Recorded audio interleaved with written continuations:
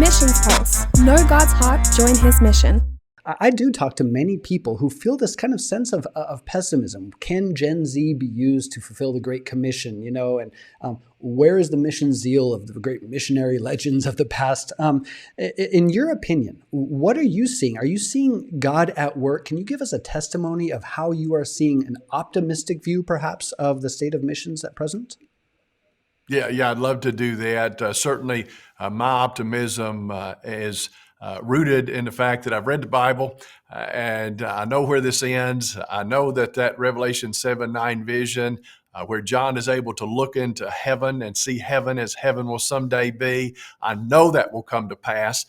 And so I'm thrilled to be able to be a part of, along with you and all Great Commission Christians who are alive today, of stewarding our role in that vision and doing so with the confidence that someday every nation, all peoples, tribes, and languages will stand before the throne and before the Lamb. And that's just without question. That's not up for debate. Yeah. That is going to happen. So we get the privilege of being a part of seeing that happen. At the IMB, we are seeing a resurgence of the organization. And I think this is at least somewhat connected to resurgence in missions interest and missions engagement in the local church and from believers. You mentioned I came into my role in 2018, November of 2018. One of the gauges that we have for our effectiveness as an organization, and of course what we're really ultimately about, is sending missionaries to the nations, funding them, supporting them.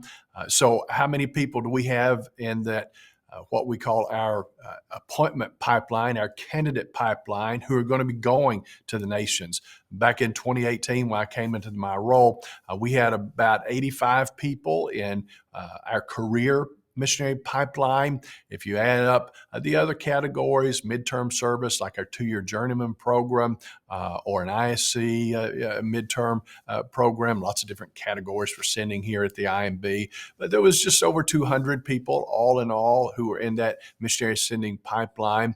As of last week, we had over 900 people in that pipeline. So we've seen that almost quadruple.